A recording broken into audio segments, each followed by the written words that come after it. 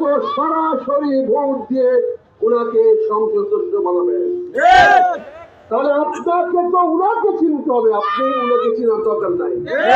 ওনাকে চিনেই তো ভোটটা দিয়েছেন। উনি বিজয়ী মানে হলো বাজিতপুর নিকলির বেশিরভাগ মানুষ ওনাকে চিনে। আগামী 5 বছর উনি আপনাদেরকে ঘরে ঘরে ঘরে ঘরে গিয়ে চিনবে। এই যে চিপা চাপা রাস্তাঘাট ছিল ভাই, মাটির রাস্তা ছাড়া এই এলাকায় কিছু ছিল না।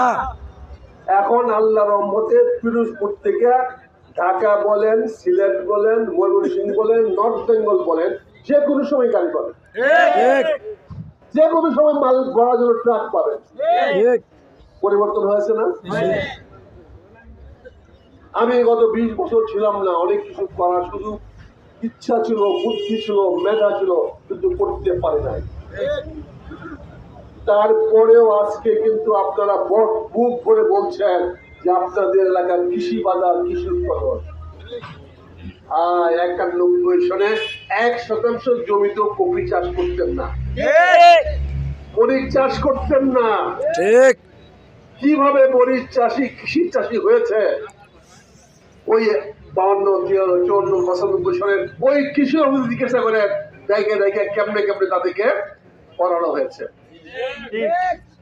আজকে আপনারা শিখে গেছেন, নতুন দিচ্ছে, এখন আপনারা উন্নত সবজি উৎপাদন। আগে নসিন্দি দেখে আসতেন, নসিন্দিতে আসার সময় পথে দেখে আসতেন, ওরা চাষ করতো, ওদিকে কলা চাষ করতো। আর এখন আপনারা বলতে পারে বাংলাদেশের সেরা সবজি উৎপাদন করেন।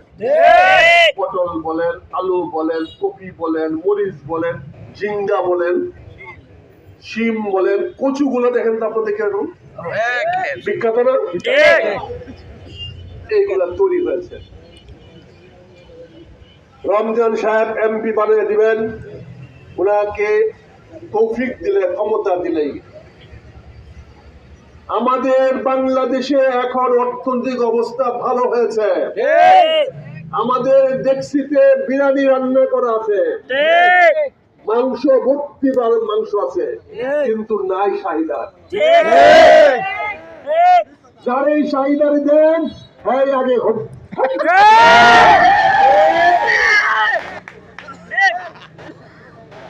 এই চাহিদাদের জিব্বা কাটতে হবে। আমরা রমজান সাহেবের মতো একজন চাহিদা চাই, যে মানুষকে ন্যায়, ন্যায্য এবং ইনসাফের ভিত্তিতে